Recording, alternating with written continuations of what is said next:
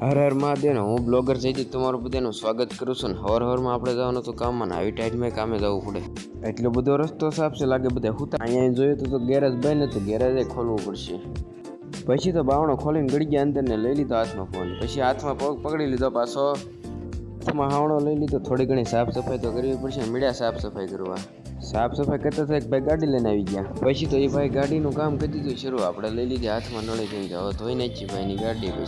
પછી તો એ ભાઈની ગાડી ધોઈને પછી આપણે બે જાય, કેમ કે વાળવાનું પૂરું કરી દીધું. પછી આપણે શાંતિથી બેઠા હતા, કોઈ હતું નહીં ગેરેજ. શાંતિથી 5-10 મિનિટ ચા પીવા ગયા હતા તો બધું પાણી બહાર પડી ગયું. જો નળમાં નળ આવતા હતા, બધું પાણી હાવ વયું ગયું હેઠું. હવે તો ટાંકોય નહીં ભરાય. પછી તો આવી ગઈ એક ગાડી, એનું કામ શરૂ કરી નાખ્યો. ગાભા મારવાનું, ખંભે ગાભા ઠોકી મળ્યા, કાનમાં બ્લૂટૂથ ઠોકી મળ્યા સાફ કરવા. આ કાળી ગાડીમાં એક પ્રોબ્લેમ થાય.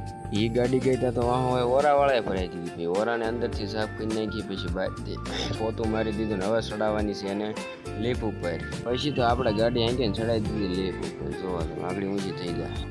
પછી તો કર્યો માસડો ઊંચો જોવો છે, એટલો જ ઊંચો જોઈએ તો થાય. પછી તો લઈ લીધો હાથમાં ફોરન કહી દીધો ને ધોવાનું કામ શરૂ કાઢ નાખ્યો ટાયરમાંથી મણ ગારો. પછી તો એ ગાડી ઠેરાઈ દીધી, બીજી ગાડી આવી દીધી, એને ગાડીને ધોવાનું કામ શરૂ કરી દીધું ને ઠેરાઈ દીધી. અને તે લીપ ઉપર ને લીપ ઉપર ઠેરાઈ દીધી. એટલે પછી કરી નાખી અને ઊંચી જોવો તમે આગળ કરી દીધી શરૂ ઊંચી. પછી તો એ ગાડીમાંથી મણ ગારો કાઢીને એને પણ મૂકી દીધી. જોવો તમે અહીંયા શાંતિથી. હવે એ ભાઈ માલિક આવે તો લઈ જાય. આજનો બ્લોગ અહીંયા તે જય હર હર મહાદેવ.